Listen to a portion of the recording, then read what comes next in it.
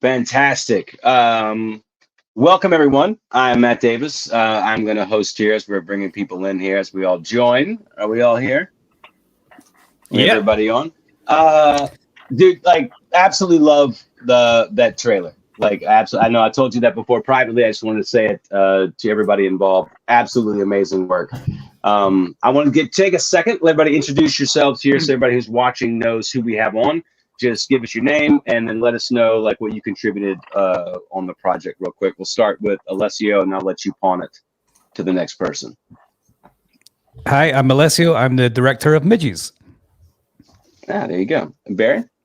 That was brief. Let's also not downplay the fact that you were the guy whose face explodes against the glass in that trailer, which I think is a key role we can't forget about. I'm Barry Hutchison. I wrote the script for the trailer and the script for the feature-length movie that the trailer is for. And Gavin? Hi, I'm Gavin. So I was the director of photography for the Midgies trailer. And what else do we have on? We have Kier. I am Kier. I'm the editor of Midgies. The editor, Kier, and Hannah. Hi, I'm Hannah. I'm the special effects artist on Midgies and makeup. Special effects and makeup.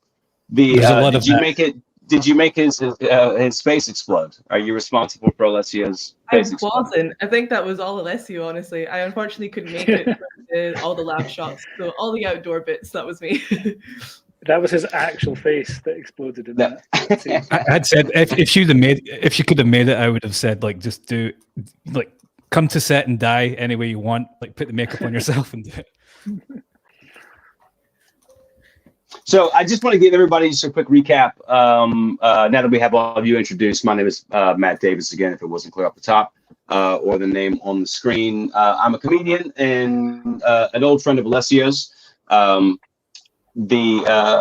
I've kind of watched you from the beginning of this journey, like from doing sketch comedy stuff in Shanghai up until now, and trying to work towards feature film length stuff.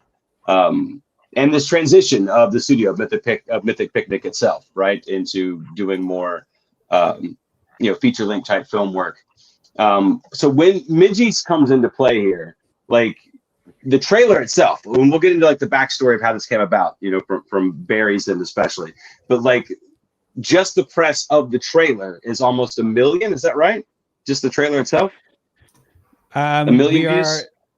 Like on Facebook, that's where the most views are, and it's surpassed, I think, 400,000 plus 230 odd from YouTube. We're getting up there. I think we're around 700,000 now, which is well done, everyone. That's nice. Yeah.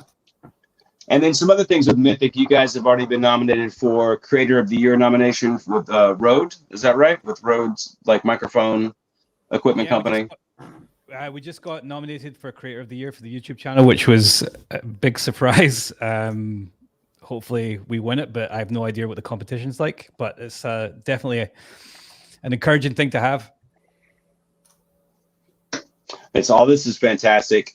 I want to get directly into the trailer stuff though, because Midgies as a concept, right? Midgies as a concept came out of, if I remember correctly, Barry, essentially a joke that you made. Is that right? Yeah, basically, yeah. So I write crime fiction under the name JD Kirk, and I have quite an active sort of Facebook community. And I was just mucking about one day, mentioned on there the idea for a horror movie using Scotland's most fearsome creature, which is, the Midgie. I slung together a couple of just AI images, just put it up for a laugh, just for a bit of content. And people loved it. People started getting really into it. And then the BBC got in touch. BBC wanted to do an article on it. And then suddenly I was getting calls from all over the world, from journalists and websites, newspapers, radio, asking to interview me about Midgies, this film, which didn't exist at all. It was literally just this, mucking about idea. And then Alessio got in touch and said, yeah, but it could exist. Why don't we look at making this? And then I was going away. I was going to be in Glasgow for about a week in a hotel. And I thought, well, I could try and write the script in a week, and see how it comes out. And wrote it, and then Alessio and I bounced it back and forth, and ended up with something that I know I'm quite happy with, and hopefully Alessio is too. I mean, I think he is. Yeah. Like Yeah. I read some early versions. You know, I was privy to get to read some early versions of the script, and I have to say it's quite impressive. Like, especially like knowing that you did it in a week is well, impressive is not the word. It's I write everything in a week. It's irritating. It's irritating that you write in a week. How clean and how good it is. The when you're going from crime fiction writing, and then this isn't your first foray into like TV or film, correct? No, the first like script writing thing. Yeah, the first thing I was ever paid to write was a comedy horror screenplay set in the Highlands of Scotland. So I feel we have kind of come full circle at this point. It was called Curse of the Bog Women. I wrote it when I was 17. It got optioned when I was 17. And I thought at that point I was going to be king of Hollywood. And then the company that optioned it went bankrupt, and that film never happened. But I wrote another script set in Glasgow when I was 19, and that got optioned by a UK production company. And I thought, this time, Hollywood, here I come. That company also went bankrupt, and at that point, I thought I will stop writing movies for a while before I single-handedly bring the entire industry to its knees.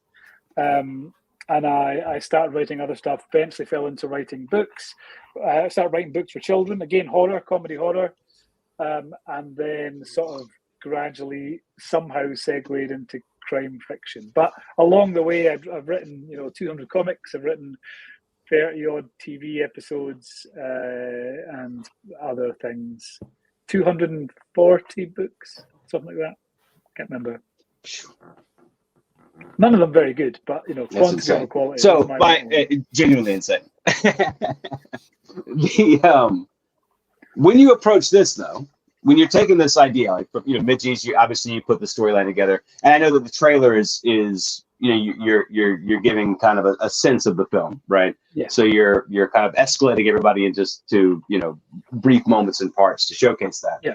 But when you're approaching that, how do you go? I mean, are you just pulling from your roots, you think, there, just from the horror crime combination, or I think so. Because it's a delicate game, right? Yeah, I think it is. But then, I never set out to write funny stuff, really. So my first horror series for HarperCollins is about a boy whose imaginary friend from when he's 4 comes back when he's 12 and tries to kill him in a variety of horrible ways. And I thought it was like pure kind of just terrifying horror. And then the first review came out from The Guardian or somewhere, and it said, this is the funniest horror book I've ever read. And I thought, well, it wasn't meant to be. I didn't intend it to be funny. But I realized that what I enjoy is that character interaction stuff. So there's no slapstick in that kids horror series. There's no slapstick. Well, there's some slapstick in the crime stuff, but not very much. But it's that character interaction. That's where the humor comes from. With Midgies, I wanted it to be the same. I wanted it to be a deadly serious threat. These in the film, these are murderous monsters. And I wanted everyone in it to take it seriously, because that, for me, was part of where the humor comes from. That they're not joking about it. This is a really terrifying monster that's coming to kill them all. But it's that character interaction. It's that sort of slight absurdity of the fact that occasionally you realise, but it's just Midgies we're talking about here. That's what I enjoyed writing about it, doing it as a serious horror film, but with that sort of occasional wink to the audience. Right. And Gavin, your background primarily film based? I mean, are you doing director cinematography on this? For the trailer, are you film based primarily originally, or do you come to this with a different experience? Yeah, so I've been probably DPing now for close to 11 years. It's mostly in the kind of early stages been commercial work. But in the last sort of maybe five or 6 years, I've been shooting a lot more kind of narrative projects, short films, proof of concepts, especially with Alessio. We've done a fair few sort of proof of concept things just to kind of test the water. Found that really the best way for us to like take an idea that we have, and rather than trying to just fully pitch it, if we can go and shoot part of that and showcase that, kind of gives us an idea if it's going to work or not. So yeah, that's really my background. Alessio and I met through kind of commercial work a good few years ago, and we've just kind of formed we have kind of similar sensibilities, we have similar interests, similar styles and things like that. So we kind of clicked straight away.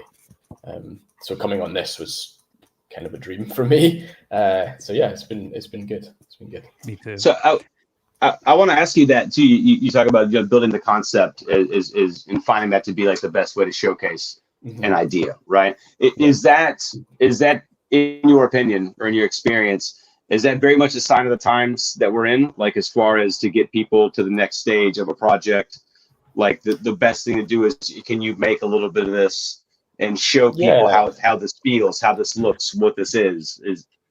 Yeah, I think so. I mean, more and more, especially if people are looking to invest money into something, they kind of want to see it before it's been done. So in a way, you've got to make a calling card. You've got to show them a little bit of something that you can do. And I do think now it's not easier, but it's more accessible to do that now. Like with camera technology, with everything you can kind of get your hands on now, as opposed to say 10 or 15, 20 years ago. It is kind of easier to at least get hold of the tools to make it. And then you can kind of produce something, and it can be much shorter than this. It can just be, Alessio and I have done things shorter than this. It's just a couple of scenes from what we hope would be a larger project. But I think it really is, it's easier for people if they can see a snippet of what they might be willing to invest in, as opposed to just a pitch and some pictures and some words on paper. That's all very helpful, but having this extra step, I think. You answered the question of tone straight away, which is often the biggest question when it comes to any of these projects. What's the tone? Yeah, I was actually at Edinburgh TV Festival a few years ago, and there was a couple of comedy sort of commissioners there, and they said they don't have time to read scripts, but they have every lunch break or every tea break, they will sit and watch shorts on YouTube.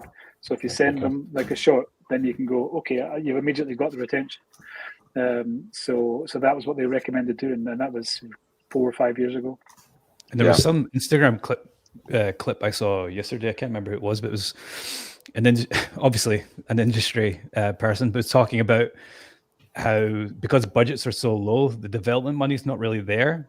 So like you're really increasing your chances if you've written it, casted it, packaged the whole thing, and then sent it to them. But they said the flip side of that is like only the big boys can really afford to do that. So then you end up getting the talent pool smaller. But on the other side of things, like the fact that we've all pulled this together shows that there is like another avenue. It's just whether or not you get it in front of the right people. Mm-hmm. I mean, I think that's an interesting point. You talk about there's another avenue just other than coming from like the major players that are able to obviously, package these deals together because they have access to the resources and they can back those resources up, both monetarily and everything from studio space to distribution to back end deals that can be made. What you guys put together here, like when you watch that trailer, how many people are involved directly? Would you say in this? 15? 30? Yeah, 20, maybe closer 30? Closer to 30, I would think, in terms of people that were there on the shoot days plus the post side. Yeah, that feels about right. So 30. So 30 people put that together, and then compare that to, what a studio that would be putting something of this quality out would have on roster to do similar work as far as the final resulting output. Yeah.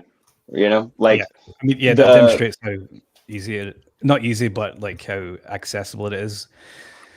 Minus like well-paying salaries. Well, yeah, I mean, you have that, and I'm not downplaying like the talent pool either. Like I don't want to make it sound like we're talking about just because the technology and equipment has gotten better. That's not, that's all well and good. But you can give me any of the tools that you guys have, and I can hand you back absolutely nothing. You know what I mean? So like, there's definitely a talent in telling the story and a talent in presenting that from every angle of writing to directing it, the cinematography, and we're going to talk to you guys as well. Like, Kier, I wanted to ask you, editing this, because I know you're working from script, you know, and this is also the teaser script that's based on a feature-length script, and you're trying to match these tones to what's given to you. Like, how do you approach that?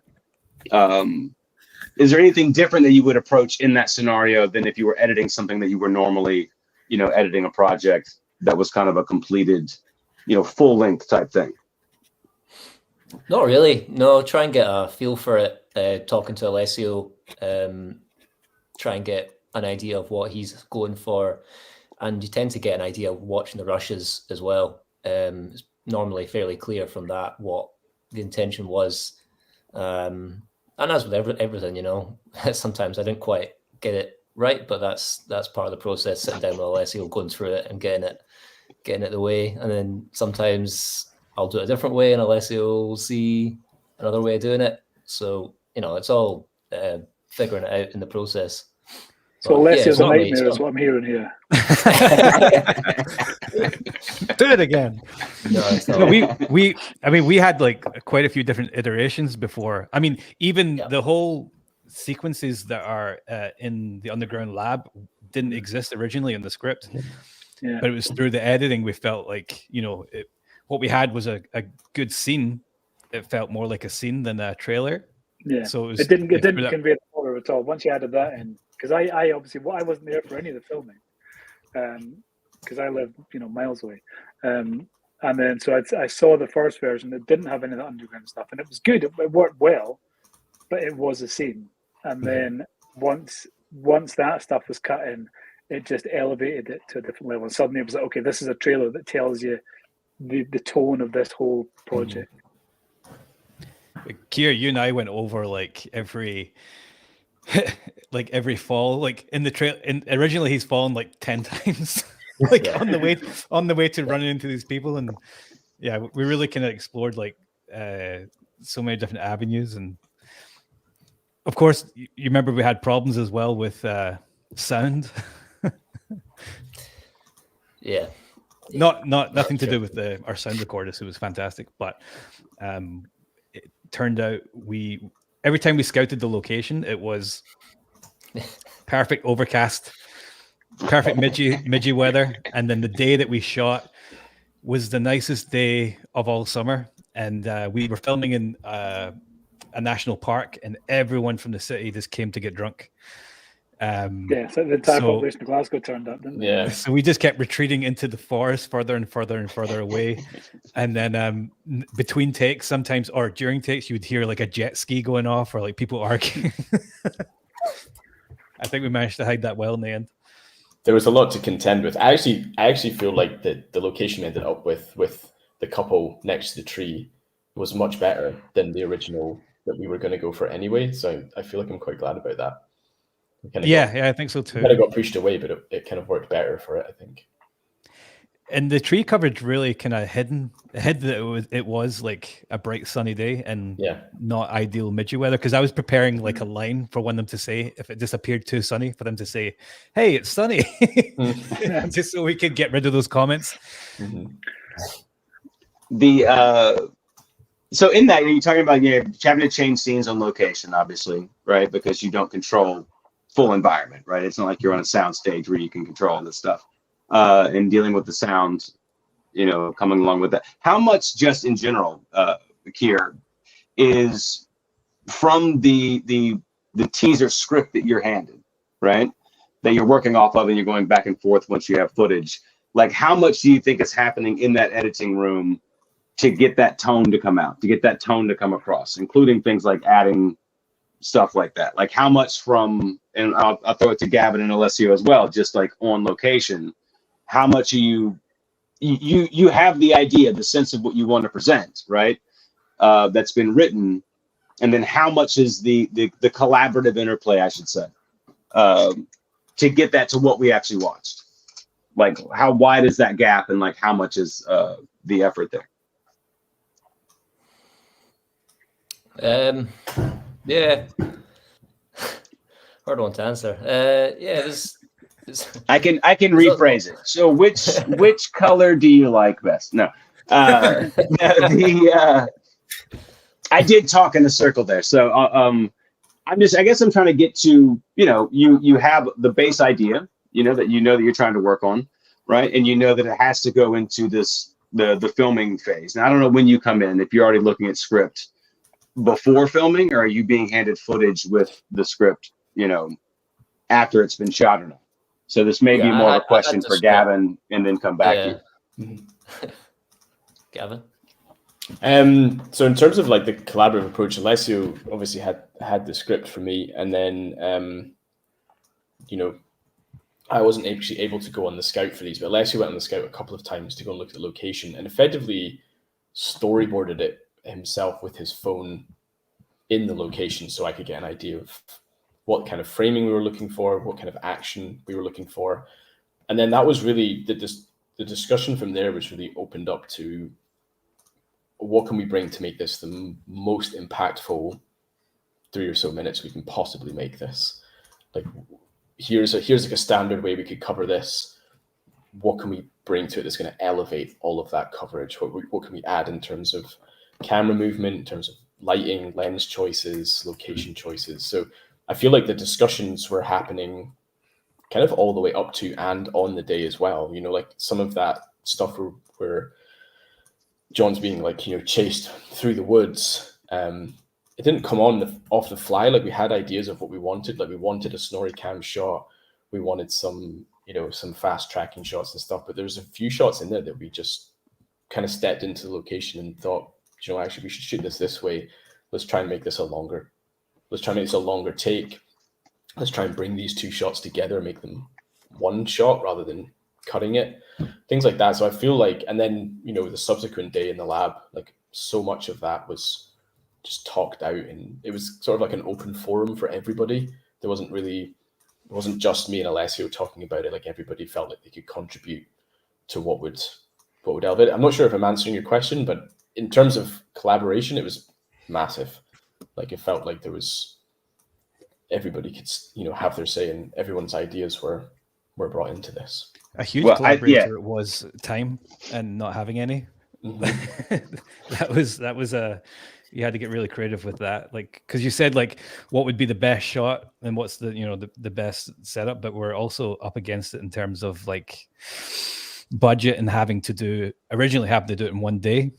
Mm-hmm. So you really have to kind of like you have a really limited amount of time to do that, whereas if it was a larger production, that would be the better part of a week. Mm-hmm. So you say originally one day. Is it one day and then the lab pickup, or is it? Well, the lab pickup was never intended to happen, so we were only ever going to shoot one day, which would have just been all of the chase stuff and then the interaction with the couple. And then it was really after the fact that Alessio said, well, we need to add these extra shots in. Sent me a sort of scene breakdown on paper with these additional shots in it, and it just made so much sense. So we grabbed another day, kind of a bit more of a skeleton crew, and we just went in and we tried some ideas out, lighting and framing and movement and stuff. I think the red works brilliantly, like that contrast between all the green outside and then into the red of the lab. I love that. Yeah, we felt like it needed something completely different. Yeah. If it had been too similar to that exterior stuff, it just would have felt like an extension of that. We really needed it to feel like it was, a different time and something completely different. So it's kind of flash back and forwards between. So I need to ask a question because you've been sitting here very patiently and we haven't asked you anything. Hannah, when you came into, and I believe your mic is muted right now, so you know. When you joined in, you're coming in doing special effects. You're doing makeup as well, right? So you're making Alessio. You didn't make a space explode, but you made him presentable and other things. I assume, which is kudos to you. I assume you were at his house. He wasn't there that day. What is the background and I apologize. I believe I have notes here. Your background is a little bit larger than what you actually were working on here. Am I correct in that? Yeah, very much. In film, I usually do prosthetics, so it's a lot more gory, more silicon, a lot more 3D effects and stuff like that. So I was only working on the outdoor shoot, so it was just a little bit of mud and a little bit of sprayed blood, and the rest of it was just powder. So I had a really nice time just on the beach, just enjoying the sun. It was a good day to be in Loch Lomond. Were you the person on the jet ski that kept buzzing about? Yeah, that was me. Yeah, sorry, on the party boat, playing all the tunes. But hopefully, if we get this picked up, we will have, I don't know how much I can talk about it, but a few fun There will be an effects opportunity for prosthetics. Yeah. Oh my! Hannah and Gavin have worked together. Yeah, I was just going to say I've worked with Hannah on a film which had a lot of blood and prosthetics, and her work is unbelievable, like absolutely unreal. So you're in very good hands. And we also have Philip. You did the score, correct? Yep. Is my mic okay? It's more than sure okay. Yeah, I'm sure it's My mic, yeah. I'm not gonna question the composer on this microphone choice. Sorry, what was the question? There wasn't one. I just wanted to talk to you. Just want to say. No, I was going to ask you some approaching, like trying to. I'm still stuck on the difference between like working on a full feature piece or whatever, and then this concept trailer, and you're trying to encapsulate, two different moods at once. You have comedy, you have horror, right? You have the lab stuff, you have the couple, and then in a very compressed amount of time that all this is unfolding. And like, how do you approach that? I guess would be my first question. In differences to other things, that's it. Yeah, I mean, the comedy I just left dry. I knew that like I didn't want any like Alessio didn't want any comedy music in it at all. So we just let the actors. The comedy was already there. So a lot of the case it was the music just had to drop out if it was if it needed to, just like let the scene breathe. Especially when we hit the old couple. The music kind of goes very minimal for that first interaction. Actually, the music's kind of creepy underneath it, which I think it just works because it'd just be horrific if there was like plucky pizzicato strings bobbing up and down underneath it and xylophones and stuff. So, yeah, I just left all that.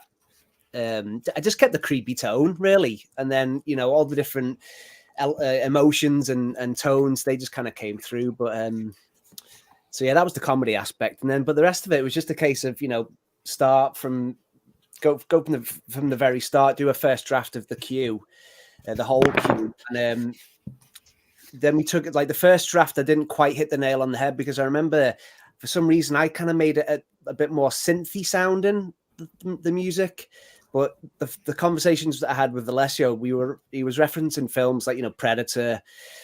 The original Predator and the new one, Romulus, and then Jaws, Godzilla, all these monster films. And for some reason I went, which are all like orchestral leanings kind of scores. But for some bizarre reason, I kind of went more electronic. And I think in my head, I was just picturing all these like a million different midgies kind of slashing away at the victims. And for some reason, I just kind of went with these kind of bright synthy sounds. And Alessio's first note was, sounds like an 80s thrasher, 80s slasher film. I was like, God damn it, you're right. So that was the first draft. And then you just kind of go back and rework it and just trial and error, throw things at it and just see what works. And then I just kind of thought about it differently. And I thought, let's just treat the Midgies as one big monster rather than a million little ones.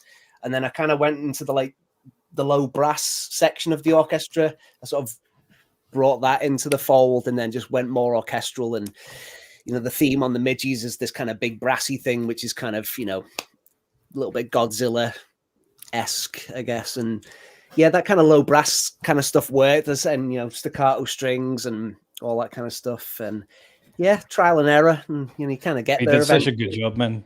I think the harder it went and the more epic it was, the funnier it is. Yeah, I think that's what worked. Like Yeah, the cool, especially the cool factor just makes it funnier. yeah, it's like the cutbacks to the lab. I think we spent probably the most time on, like, because a lot of them were kind of like hits, hitting the blood shots and stuff. And yeah, they're more over the top. The kind of some of it was funny, and then some of it, some of the stabs are a bit more sinister. Some of the orchestral stabs are a bit more tongue in cheek. So there was a nice big mix of stuff like that. So yeah, more over the top the better. 100%. Yeah, I think you're right, Alessio. That grand scale score just works so well because like you're kind of hearing this, and then still at the back of your mind is like, yeah, but it's just Midgies. yeah. It's just. But that's the whole thing with the story. That sort of pomposity and just the big bum, and then it's like, yeah, but these things aren't really that scary. Yeah, but that's like the whole. Well, yes, they are, but that's the whole.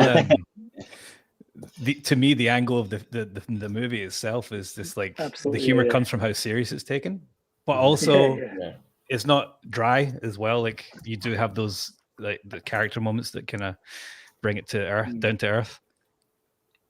I think everyone's favorite moment, a lot of folks' favorite moment, is the spraying of the music. It's got the big shot of the cloud, and then it goes silent, and that gets the most laughs, I think. And there's no music. My other bit that I love is trying to light the citronella candle, and then just getting dragged away, and that there's the kind of the music there, and there's the sound effect of just what sounds like this poor man breaking in half as he's being dragged away. just works brilliantly. Love that. Yeah. And I can't take any credit for that, but either that wasn't my idea. So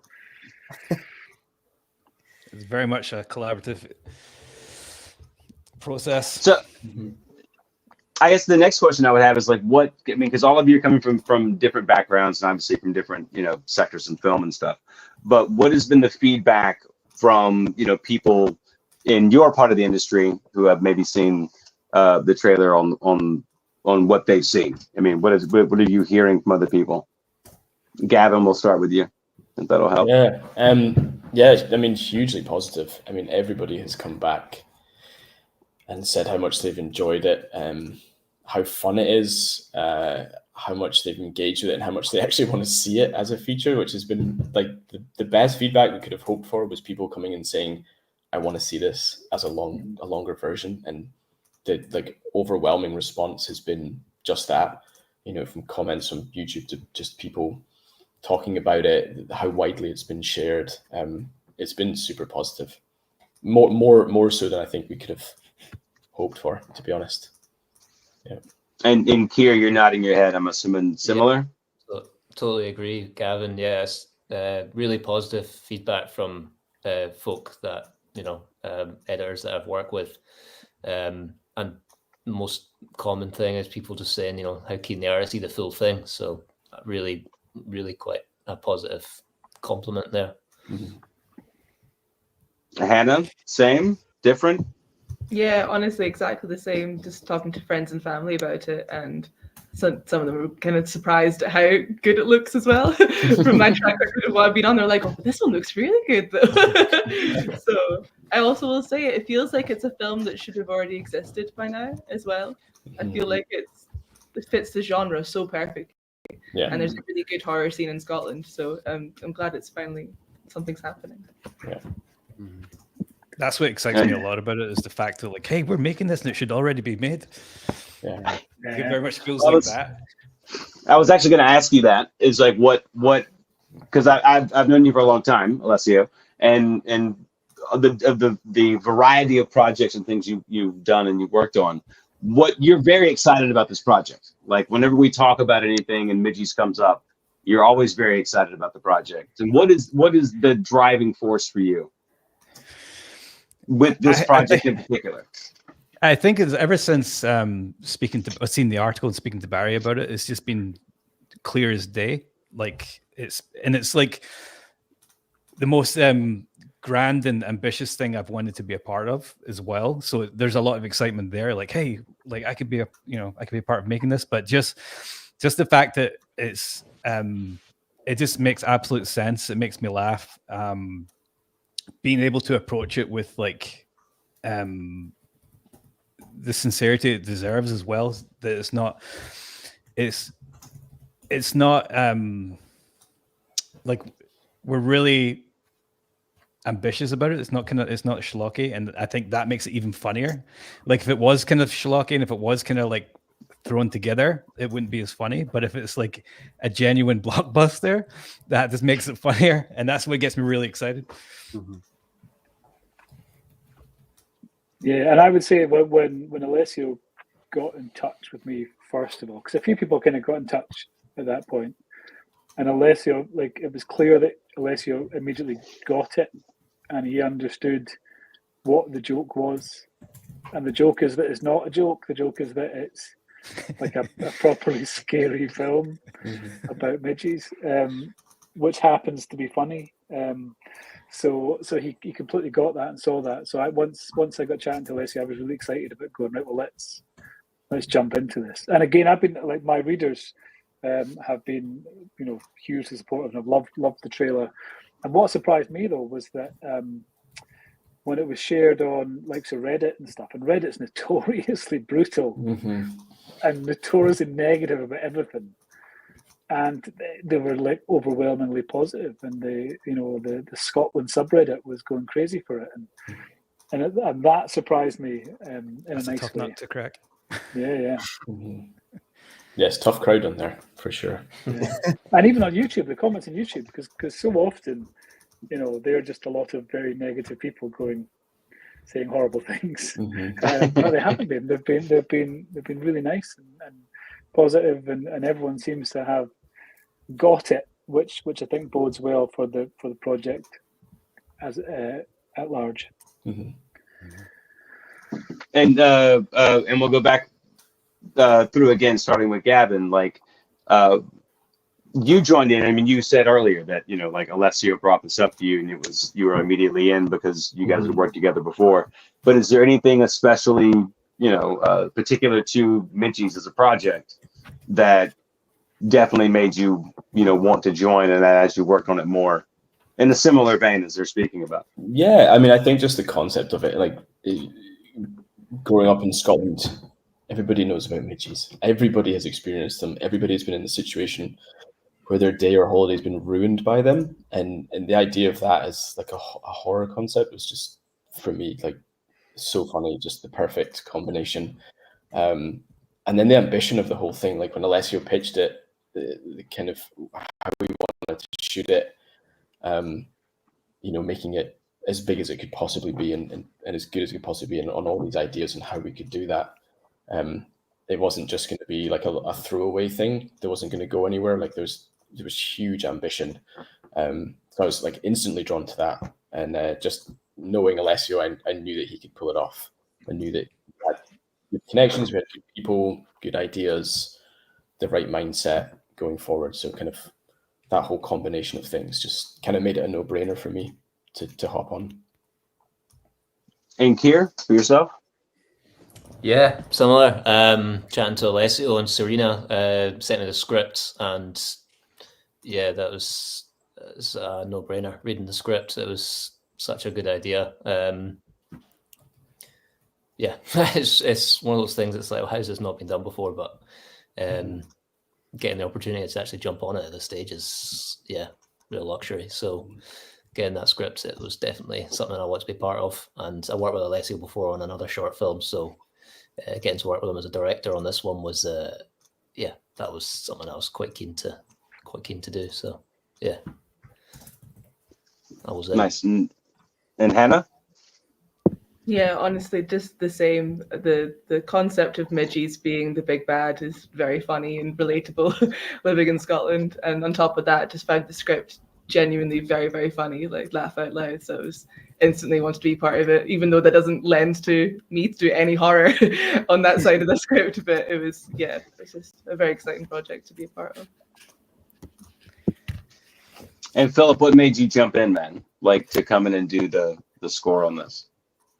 Yeah, I was so desperate to jump on that I actually got in touch with Alessio first. So my mum is a massive Barry Hutchinson fan or JD Kirk fan. Hey, She shared the BBC News article that came out last September 2023, I think. Was it roughly August, something like that? Yeah, something like that, yeah. She shared the article with me, and then Alessio, everyone was like credited Alessio. So I kind of just done my shameless networking and emailed Alessio, and then we kind of kept in touch for the over the year, and then when the time was right, he got back in touch. But yeah, I mean, just the concept, it's just like no brainer. Just horror film set in Scotland, and it was like horror is one of my favorite genres, like probably all of our favorite genres, and yeah, I couldn't wait to. Yeah, it wasn't even the trailer. It was a year ago when the article came out. Yeah, that was that's what. Yeah. So. Tell your mum said hello. I will. Yeah, she always shares the she subscribes, I think, to you, so she always gets the emails. So and she sends them on to me. So yeah, well, nice. Yeah, tell her I said hello as well. It's just unrelated, but like I will do, Matt.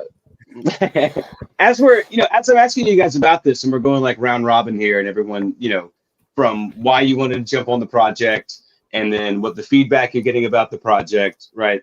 A lot of these things are coming back around to how has this not been made, and then you actually make the concept trailer, and it's like, the feedback around the table is basically, well, I want to see the whole thing, right? So it's fascinating to me that is this what you think is the people responding to it? Is it partly obviously the work that's been done, but it's also like as an idea and as a concept, like it's kind of missing? Yeah, I think so. I mean, the fact that there was so much excitement around the initial, one or two kind of AI generated images and a sort of tweet going, I want to make a horror film about midgies. The fact that led to BBC article and umpteen papers, BBC Radio Scotland, and various suggests that there's an underlying interest in the concept there. And then what these guys delivered in the trailer took that to just a whole other level, I think. So do you feel like this is a, for Scottish film, the Scottish film industry, I kind of like focus it there for a second. Like, is this something that comes out of Scotland? Like, do you feel that? Like, is this like a Scottish film that reaches, outward? I mean, when I say comes out of Scotland, like, is this a Scottish film that is known? Because I mean, like, we take Midgies as the title, and Midgies is the Scottish word, but around the world, mosquitoes suck. You know what I mean? Like, yeah. There's an immediate understanding. I know Midgies are different. I've experienced it. I know that it's a different thing, but whether you're in Southeast Asia or you're in Africa or if you're in the southeastern US, like there are mosquito things, and there are mosquito cultural things. And do you feel like this is like a film that goes from Scotland and then it resonates everywhere? Is that possibility there? Do you feel that? I think so. Well, could I very quickly will say that one of my American readers emailed me after I'd mentioned about the trailer and just said, that's a slur. The correct term is little people. There's been a lot of that. You've not read it. You've not read that properly, have you? Yeah. Yeah, I've seen that. There's a lot of disappointed dyslexic readers there. So, get to the end of where are the little people? So I think part of it is education of what midgies are, and again, I think the trailer does that. Yeah, nobody knew what absolutely. Babadook was. Nobody knew what a Babadook was, so that's the go-to for that. Like, I think it's quick enough to educate the audience, but also it's relatable, and a killer swarm is relatable as well. It's not we're the first ones to do it by any means, but what else is in store in the film is very exciting, and I think is very kind of like approachable. I think, and is I think could do well internationally. And I think the first scene of the full script just immediately establishes what Midgies are. Like it's up front. It goes, "This is what Midgies are. Now let's get on with the story." So not quite like that. No one standing pressing the camera. It quite quickly Stop asking. these are Midgies, and then crack on. And then everything after that, that's all you need to know. Everything after that just rolls along. Is there like a history of genre films coming out of Scotland? Is that a thing that Scottish film industry typically is producing, or no? In the mainstream, I wouldn't say so, but I think independently, there's a lot of people doing it on a smaller scale. Feature films, it's harder to do without the support. It'd be great if this was like one of many. But there's not been a lot as far as I can see. Am I right in saying that there's a bit of snobbery when it comes to the horror genre with funding?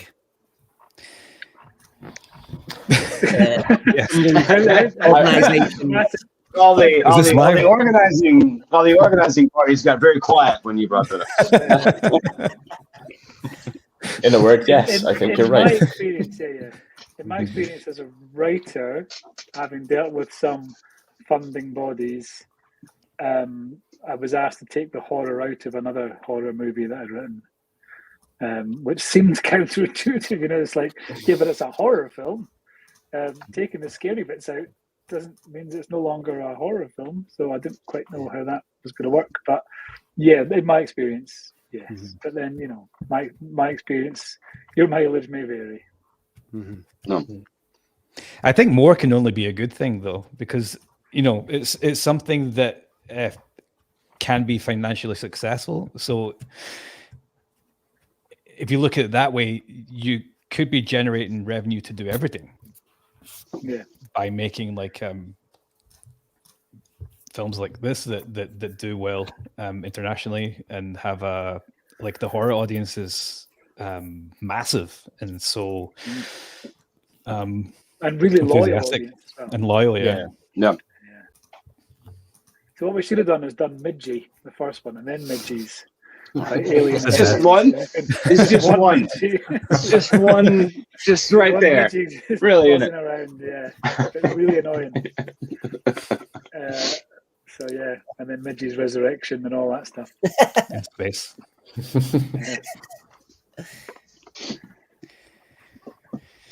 Well, what is we're dancing around some of the Scottish film industry stuff, but I mean, again, not working on a lot of feature stuff, but all the short kind of narrative work that I'm doing is, there's a comedy element to a fair bunch of that, a very dark comedy element to that. In terms of features, I guess the stuff that's kind of coming out of Scotland, it's kind of more personal story films, I guess. In a way, there's a lot less of this kind of genre or leaning into that kind of comedy or leaning into horror in a way. I don't know.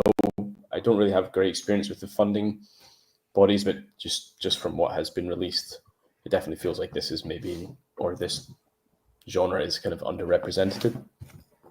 It's not to say that it can't be, but maybe there's just other avenues to explore in terms of getting support or funding or backing or those kind of things. Which I think, having made this trailer, that's probably where we were all sitting with it. We've probably all felt that going to a funding body with an idea and a script just might have been just a bit of a waste of time, to be honest with you. So this felt like we're being more proactive by doing this and probably opening this up to a much wider audience that might want to invest or back in this or support this. Even similar if that's outside of Scotland. I mean, similar in you come in and you build the concept trailer to show this, right? And then the collaborative effort you did, of course, putting all this together. A lot of you I know donating time, to make this happen and stuff. And it kind of goes along with this is the reality of the modern world, perhaps as well, right? Mm-hmm. Where you do have the whole world, and there's an audience like globally that would enjoy this. Yeah. And if that global audience and someone wants to come in from that global audience to make it happen, then why are you, only going and seeking from one or two avenues to make something happen when you do have the whole world you can communicate with and hopefully do that? So yeah, I think that's absolutely spot on, and I do feel that's the way you just stand more of a chance that way, don't you? If you get it out to a greater audience and a wider viewer, you do stand more of a chance of finding those people that want to back a film like this, that love the genre, that love to be part of this and push this forward. There's no sense in limiting ourselves to a handful of people with the kind of power to make these kind of films. Well, I mean, I want to say, I said it off the top, and I'm not sure if everybody was on when I said it, but absolutely personally, blown away when Alessio sent me the concept trailer with what you guys put together. Genuinely blown away by it. Everyone I personally shared it with also is so when does this come out? It's the same reaction we just talked about. Mm-hmm. They're just assuming this is out in the next month or so. They feel it was missing on Halloween night for them. And that's cool.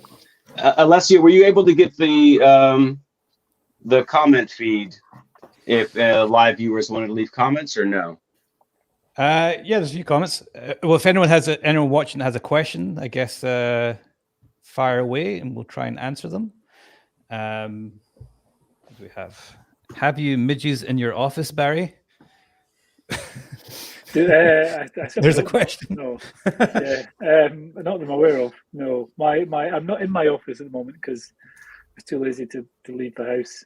So I'm up in my son's bedroom at the moment. No midgies here. No, it's too cold in my office for midgies. They can't survive in that ecosystem. Most of the comments are just messages of support. But if anyone has a question, fire away. I have one that I think would be kind of fun to answer. If everyone has a favorite horror film and a favorite monster movie, I'll go first. Monster movie. First thing that comes to mind is The Host, the Korean movie.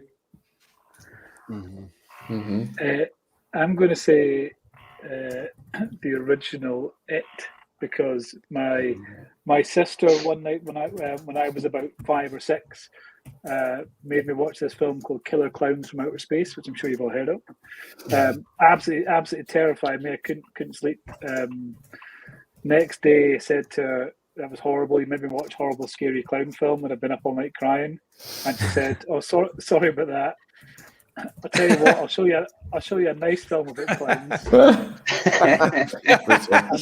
and that'll reassure you and you realise clowns are all right." And she made me watch it.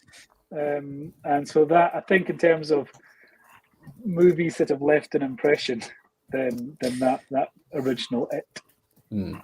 I gave my brother Arachnophobia by making him watch Arachnophobia way too young. Yeah, good. Yeah. Yeah, it's an older sibling thing, clearly.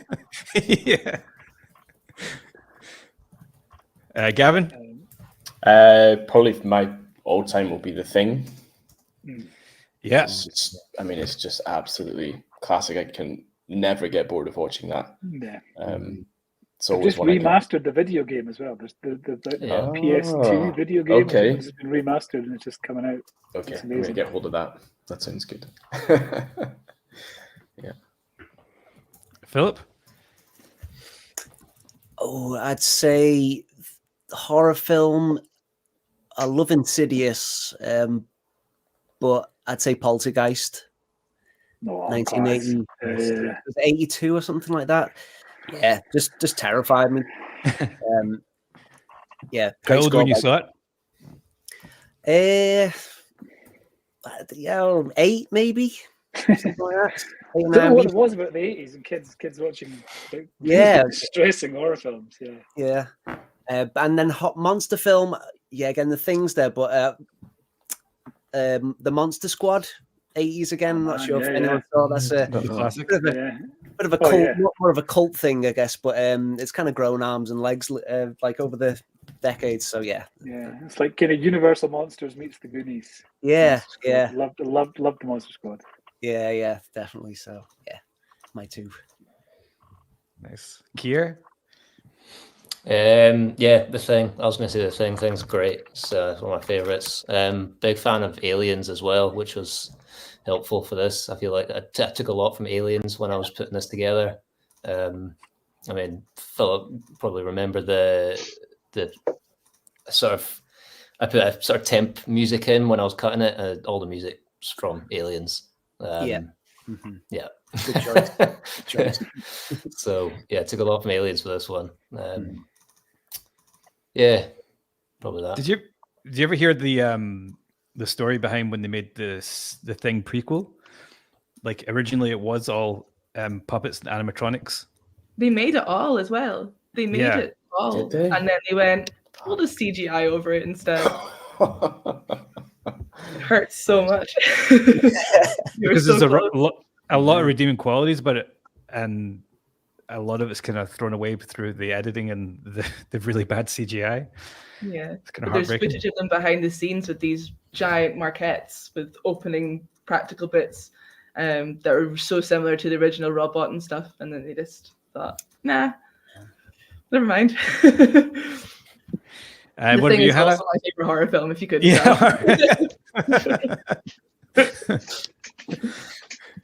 Second favorite, anyone? The Fly. There's something. Right. That was amazing. Yeah, there's something about the framing of your shot, Hannah, that makes me think of a horror movie. I don't know what it is. Yeah. This come behind you. Right now. Yeah. I think it's the fact that we can see so much of the ceiling. Yeah, it's a small bit of head. Just like a shadow will come along, and I hope we do still have our Halloween decorations up as well, so that's adding a little bit more spook vibes. Nice. All right, there's two questions. The first one is from Wolfman's Got Nards, which is a line for the Monster Squad, isn't it? Yeah. Wolfman's Got Nards. Brilliant. Yeah. Similar to the Little People Confusion, do you think a lot of people will be confused with the title if they don't watch the trailer? I mean, again, I suppose it's the Babadook thing, isn't it? You said watching the Babadook, that could be a kids movie. But once you're exposed to the sort of branding of it, I suppose, because any title can mean nothing, can be. So I think it's the branding around that makes it clear what it is. I also think the poster is really effective as well. It's a really fantastic poster. Yeah, I mean, brilliant poster. If I just move out of the way there, you know what I mean? Just that shot there.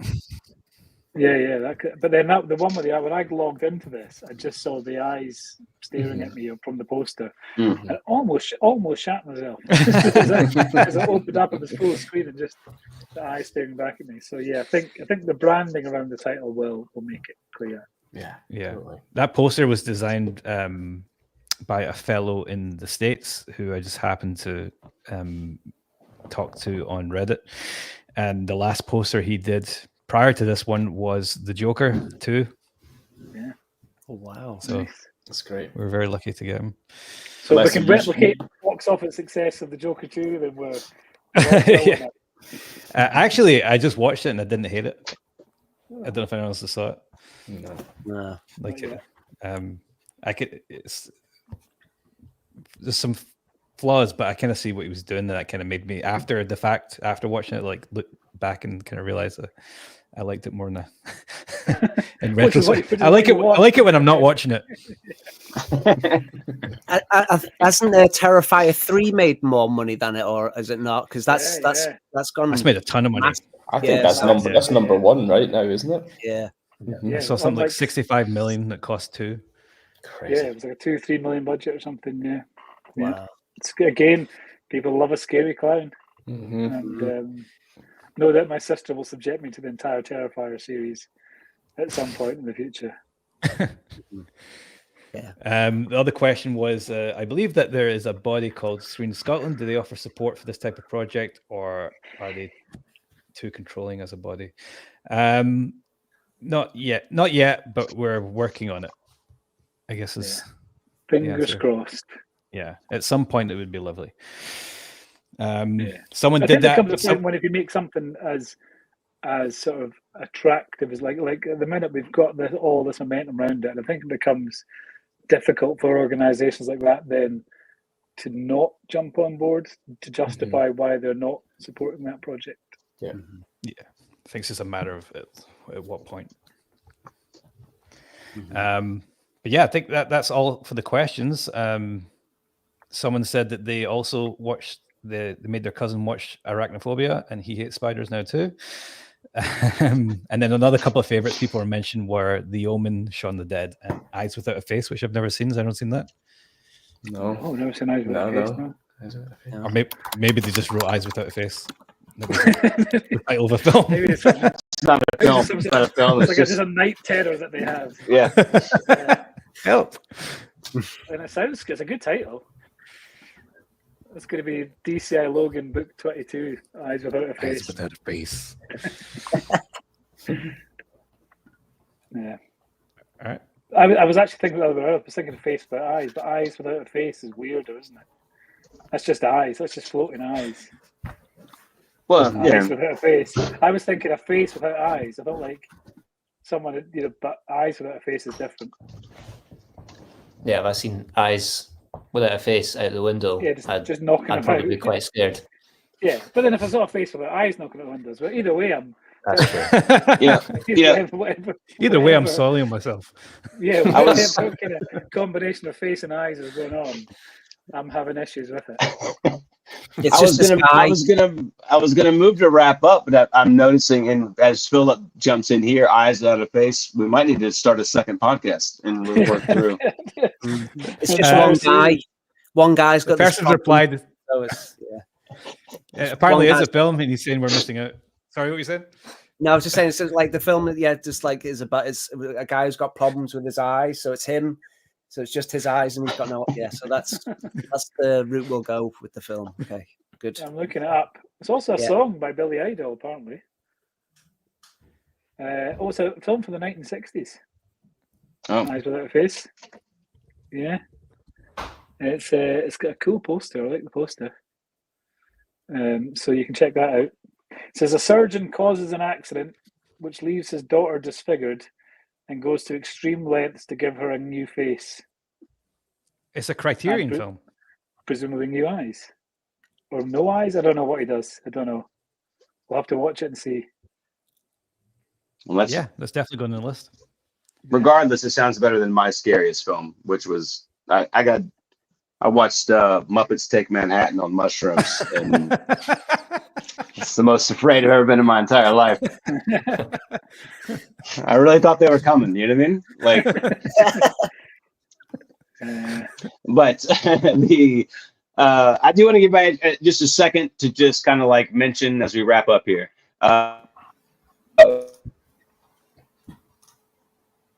Oh, Matt's completely frozen. I don't know. Oh, he's back. Did I do that? Did I freeze it? Am I back? You're back. I'll keep Yeah. moving. So, and again, I just want to give you guys a chance to just kind of go one by one. We can start with Barry, just on anything that you want to mention, Midgies related, or other projects you have coming up, or things you have coming up, just for anybody who's watching. Yeah, you can just find out my stuff. Just go to jdkirk.com. I'm shortlisted for a book award. I find out on Wednesday night if I've won it. So Congratulations. that'll be fun. So that's Wednesday. But yeah, go to jdkirk.com. You can see all my upcoming books and movie related nonsense and stuff on there. Gavin? Do you know what? I just wanted to say, like, I know there's only a handful of us here, but there's a lot of people involved in bringing this to life. So I just wanted to say, like, thank you to everybody. Like, everybody just went above and beyond, brought their A game, and just bringing it all together has made this exactly what it is right now. So yeah, I just wanted to say thank you for that, and being part of it. It's a total pleasure. Absolutely. Nice. Here. Yeah, echoing that big collaborative effort. Lots of people not here. I did a lot of work, Serena was very helpful as well all throughout. So yeah, pleasure working with you all. Alessio, let's do it again. Let's make the film. Let's make the full thing. I hope so. Philip. So anyway, my next project. Starts playing music.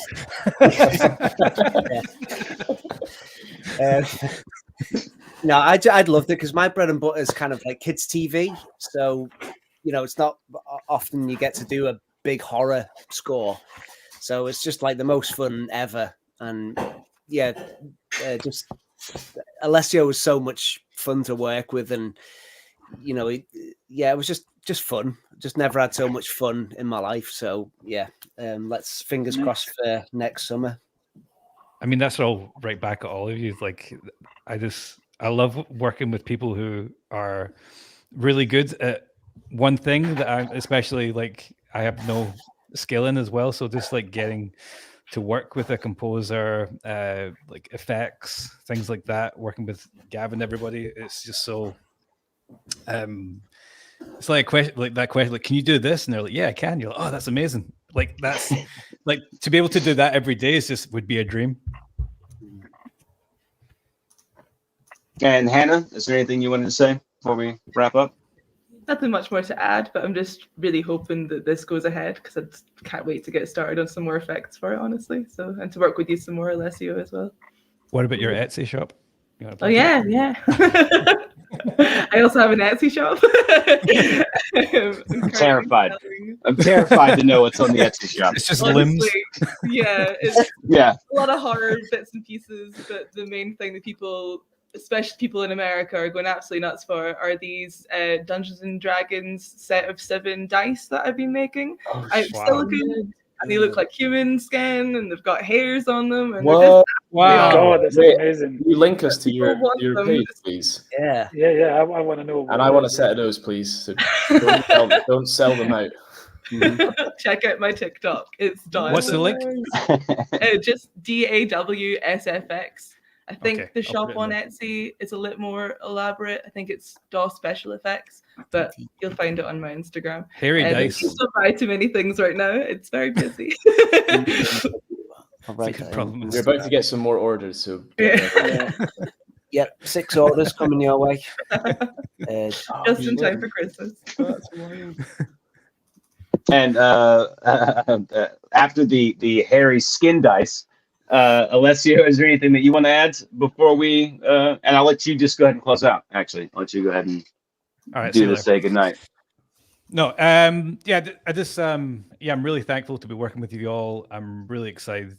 I think having the engagement that we have already, especially having people along for the ride as we try to figure this out, I think is really special, and I'm really thankful that we have that.